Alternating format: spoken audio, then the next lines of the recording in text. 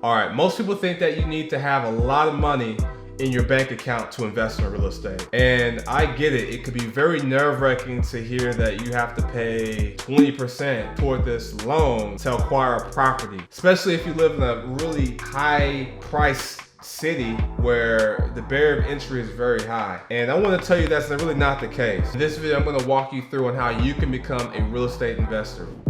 20%, 20%, 20%, 20%, 20%, I gotta pay 20%.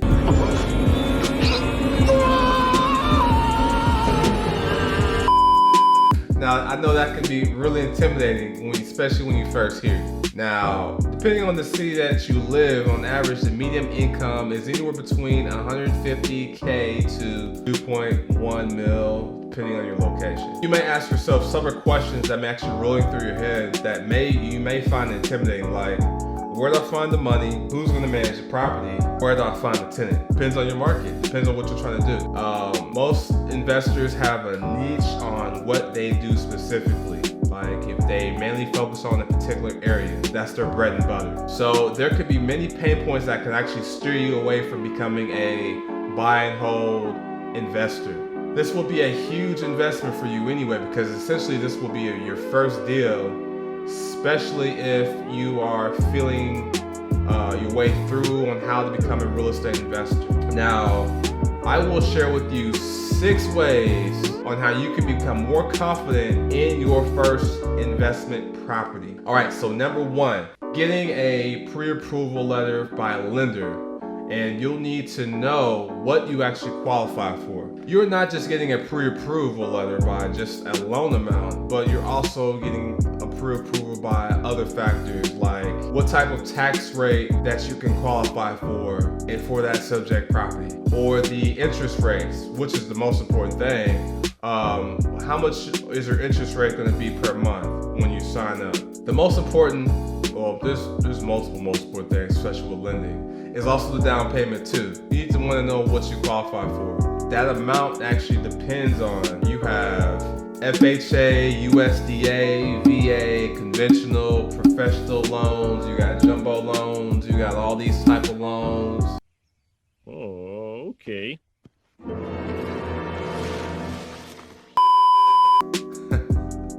Well, mainly those loans for primary houses. And then you have your investment property loans, like you have your fix and flip loans, you got your rental portfolio loans, you got your single rental loans, you got your new constructional loans.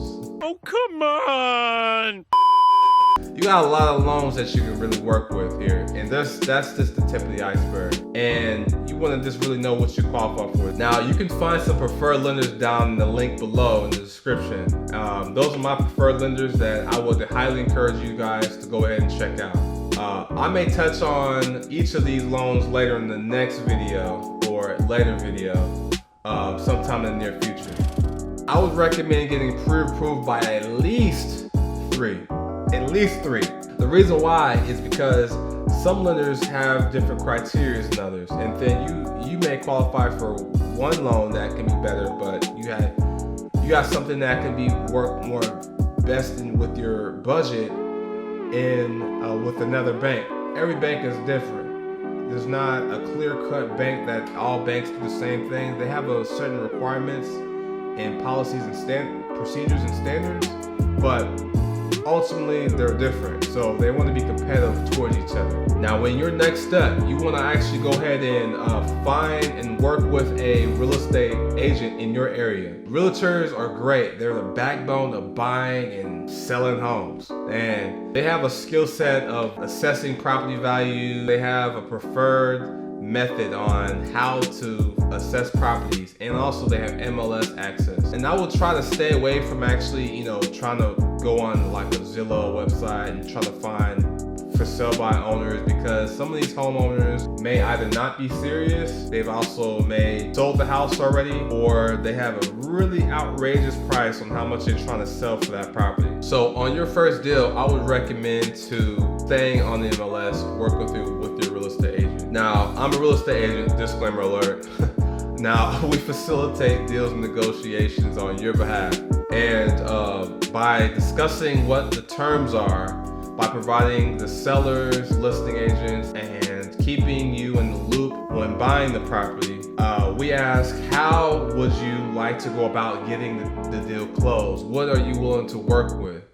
Kind of like just making sure that we're facilitating both parties and getting the deal done for your behalf, making sure that you're taken care of. Now, real estate agents should set you up with an automatic alert list to your email or text, and then also you'll provide them with a criteria on what you're actually looking for, the type of property, what type of square footage, how many bedrooms, etc. And these lists of properties will be new.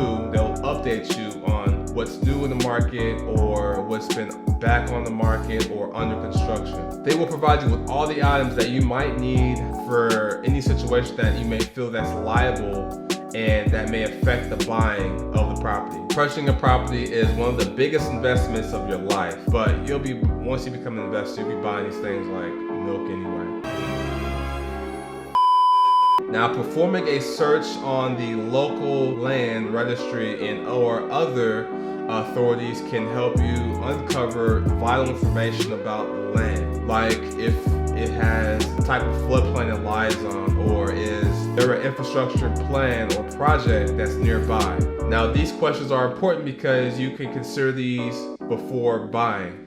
Now, in most cases, if you really don't require any certain items like solar disclosure or a survey of the subject property or lead-based paint addendum, just to name a few type of things to assist you whether you want to buy or pull out of the deal, you have options when you can do so. Now, conducting a pre-approval inspection is one of the most important things that you will really need to do once you establish yourself with the contract. And once the property is under contract and you have that option period of 7 days, you have within 7 days to get that inspection done.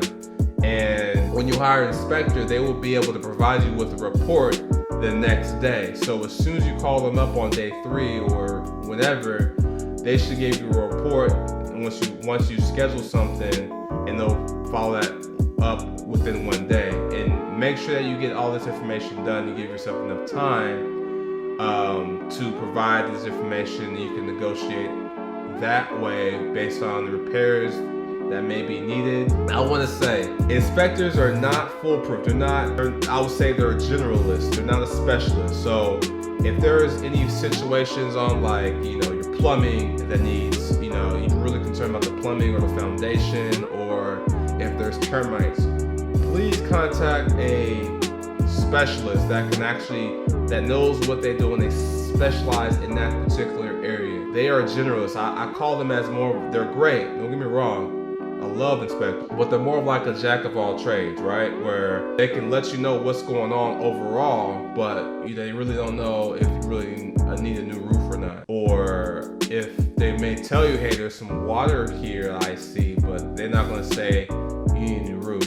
It's gonna cost this much. So take that in consideration. Now, if you don't like the items on the report that the inspector has given you, you can, depending on the type of repairs that's needed, you can negotiate. Your real estate agent will negotiate on your behalf to kind of work these deals in, or you can just simply walk away if the amount of work is really extensive. And if you terminate the deal within your option period, you'll get your earnest money back. Now, you want to make sure that you're evaluating multiple deals in multiple areas, and I would advise that you give pre-approval letter for multiple properties, which the original 3, if you do that, you're good. But this will essentially allow you to keep your options open, and you can cast a wide net. So you don't really need to focus on one property, because if you focus on one property or one area and you don't get approved or you don't get an offer accepted, and you keep doing this and you're studying losing, you can essentially expire your pre-approval letter if it doesn't last no more than, let's say, 30, 60 days or 90 days if it's really that hard to find a property these days. But it shouldn't be the case. That's why you want to always focus on multiple options in multiple markets, so you get it pre-approved, so you can go ahead and find a deal, you get approved, and you can put that thing under contract. Now, those are my tips on how to buy your first rental property And if you like this video, go ahead and like, subscribe, click on the notification bell, or just go ahead and comment below, man. I would like to engage with y'all, see what y'all think. But until next time, peace.